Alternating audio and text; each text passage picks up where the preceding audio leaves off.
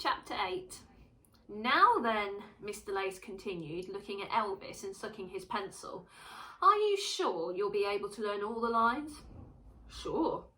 Easy, Elvis said. Ruskin thought, I know all the words already, but he didn't say anything. You know, I can't wait to be in the play, said Elvis. It makes me feel like Shakespeare. Oh, the wondrous Shakespeare, Mr. Lace cried, the joyous wordsmith who started it all. Sure, Elvis continued, I really like, and then he said the name as loudly as he could, Shakespeare. Oh, the bard, Mr. Lace cried, clutching his hair, the magnificent master of all our imaginations. Making Mr. Lace cry at hearing Shakespeare's name was Elvis's favourite game. It had been Ruskin who had discovered Mr. Lace's weakness years ago when Ruskin, Sparky and Elvis had first gone to St. George's School. But now Elvis was the only one who tormented the school teacher in this way. He'd even given the game a name, Shakespearing Mr. Lace. Oh yes, persisted Elvis, bouncing the ball. I've always admired Shakespeare. The wizard of all beauty, wept Mr. Lace. The class started to laugh. Shakespeare, Elvis said. Oh, no, Mr. Lace cried, falling to his knees. Shakespeare, Elvis said. Oh, the wondrous bard, the emotions well up in me, down in my heart, down in my heart. Mr. Lace was crying so much he could barely catch his breath, but Elvis still continued with the game. Shakespeare, Elvis said. Oh, Mr. Lace cried. Oh, and now he was lying on the floor. Every tooth in the class rattled at the sound of Elvis's thundering voice. Then the classroom door opened. Corky Pigeon, the caretaker, stood there. Corky was 65 years old, had white hair, a white moustache and a wrinkled face, and always wore a white overall. He always walked with the aid of a walking stick and wore spectacles. What's going on here? Corky asked in his gentle voice. The class stopped laughing. Well, Corky asked, walking up to Mr. Lace and helping him to his feet. Nothing, Elvis said. Corky glanced at Elvis. Have you been Shakespearing Mr. Lace again? Corky demanded. No, Elvis replied. Mr. Lace had stopped crying now. He dried his face with the end of his scarf and smiled at Corky. It was nothing, Mr. Lace said. It's my own ridiculous fault for being such an emotional silly Billy when it comes to the name of the bard. Well, Corky said dubiously, if you're sure, Mr. Lace. Corky glanced at the class. He noticed Ruskin and he gave him a wave. Ruskin waved back. Corky left the classroom. Thank you, Elvis, Mr. Lace said. You can sit down now. Elvis walked back to his seat, bouncing the football along the way. And tomorrow, Mr. Lace said, sucking a pencil, we'll start rehearsals. Chapter 9. But I wanted to play the hero, Ruskin complained. I know, my dear boy, Corky said. I'd made a good hero. I know you would. School was over for the day and Ruskin was helping Corky Pigeon sweep the playground. Ruskin's broom was so large he could barely lift it. The playground was made of gravel that sparkled in the sunlight like crushed diamonds on black velvet. Corky knew all about Ruskin wanting to play the hero, as he had been helping him learn the lines. I think you're the hero, Corky said, wiping sweat from his forehead. It's no good, Corky, Ruskin said, sighing. When people look at me, and I mean really look at me, all they see are my glasses and frizzy hair and thin arms and how small I am. People are like that, my dear boy, Corky said, sweeping some rubbish into a bin bag. After they cleaned the playground, Ruskin and Corky locked the iron gates and started to walk down Lizard Street. Ruskin jumped over cracks in the pavement. Tell me, Corky said, tapping on one of the cracks with his walking stick. Do you know what made the cracks? No, Ruskin replied. What? Well, Corky began. The cracks were caused by... Corky was interrupted by a voice exclaiming, all sparkling and new.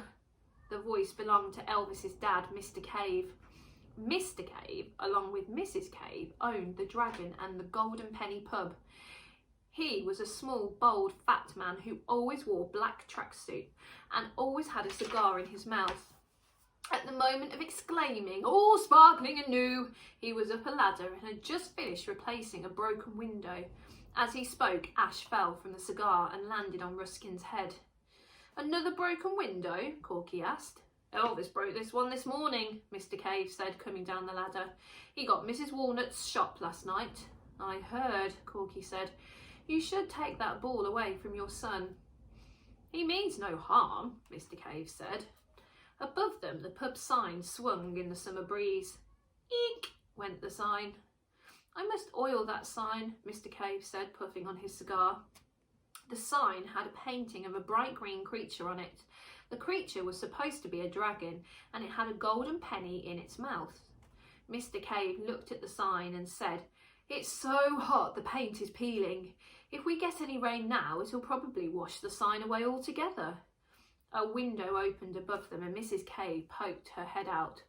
"Where's my Elvie baby?" she asked. Mrs. Cave was small and fat and always wore a black tracksuit and always smoked cigars just like her husband. She always called Elvis her Elvie baby and thought he was the best boy in the world. As Mrs. Cave spoke, ash fell from her cigar and landed on Ruskin's head also. "He's out playing with Sparky, Mrs. Cave," Mr. Cave said, ash falling from his cigar and landing on Ruskin's head. "Elvie baby," Mrs. Cave called, ash falling.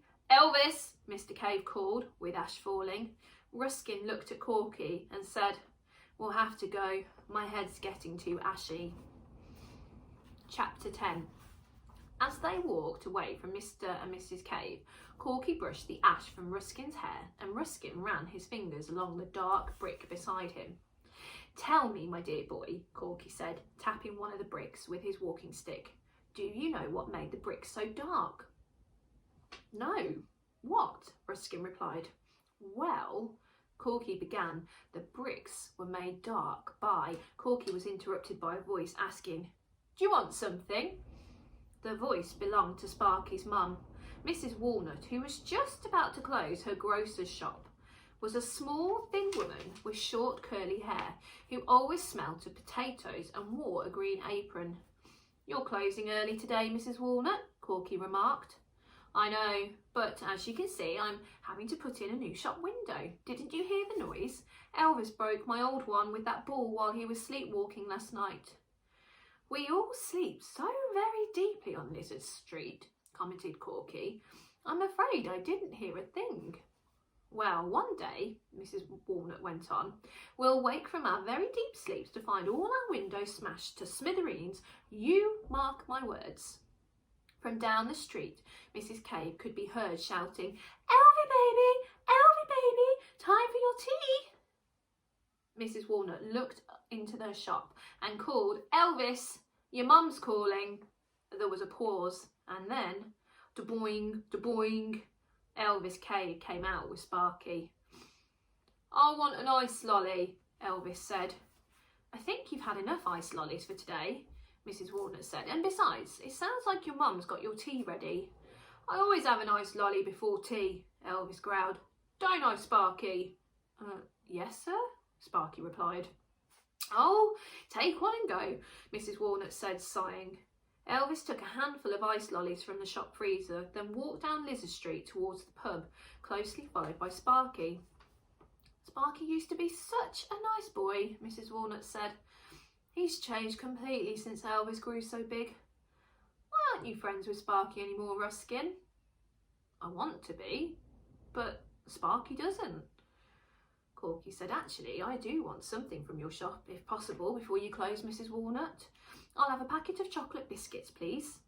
Mrs. Walnut went into her shop and got the biscuits, and when she returned, she handed them to Corky, saying, "I hope the chocolate hasn't melted. The sun's melting everything else, and if we don't get some rain soon, the sun will melt the whole street away." "I'm sure it will cool down very soon," Corky said. "Nothing lasts forever. It just lasts for little whiles at a time." And then he added, "Come on, Ruskin, let's go and have our tea and biscuits." And as they walked down the road, Ruskin tripped over a bump in the road. Tell me, Corky said, tapping on one of the bumps with his walking stick. Do you know what made those bumps and holes?